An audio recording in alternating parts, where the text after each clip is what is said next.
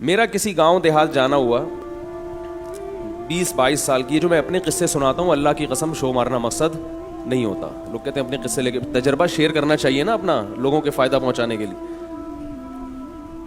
تقریباً 20-22 سال کی عمر تک میرا معدہ بالکل بھی صحیح کام نہیں کرتا تھا. بہت سخت بیمار ہو گیا تھا میں. معدے یعنی ایک بچپن میں بیماری ہوئی تھی معدے کی, علاج کرا کرا کے تھک گیا تھا. ڈاکٹروں کا, حکیموں کا, بہت کچھ کیا لیکن فائدہ.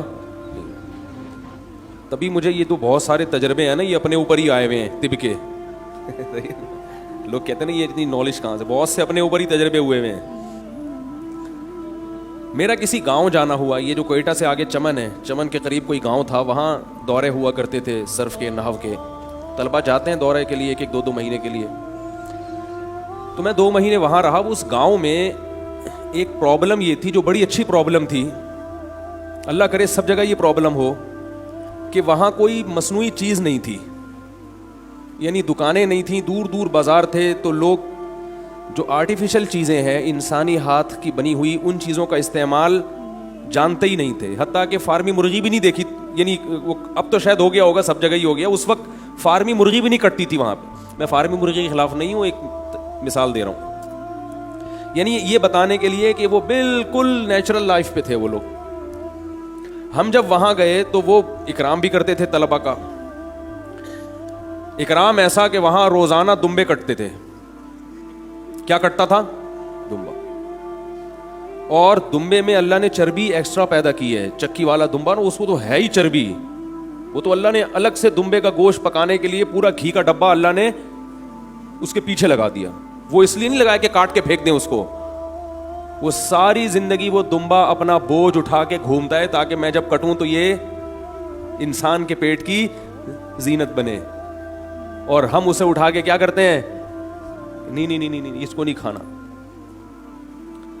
تو وہ دمبے کی جو چربی تھی اسی چربی میں وہ گوشت پکاتے تھے.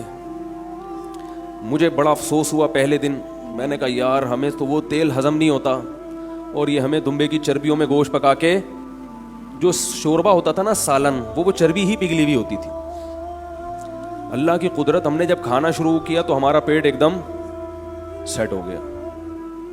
وہ پیٹ کی جو بیماریاں 15 سال سے چلی آ رہی تھیں, یعنی 7-8 سال کی عمر میں مجھے پیٹ کی بیماری لاحق ہوئی تھی, اور تقریباً 13-14 سال وہ رہی. وہ جو 12-13 سال بیماری رہی پیٹ کی, وہ 2 دنوں میں بولو بھائی ختم, ہضم ہونا شروع ہو گیا.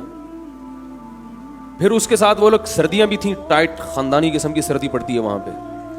تو وہ بادام پستے بھی رکھا کرتے تھے. بادام ہم کراچی میں کیسے کھاتے ہیں, 11 بادام صبح نہار منہ, 12واں کھایا تو حکیم کہتا ہے پھر میری کوئی ذمہ داری. ایسا ہی ہوتا ہے نا. ہم پوری پلیٹ کھا جایا کرتے تھے بادام کی, جیسے چلغوزے کھا رہے ہوں, ایسے کھائے.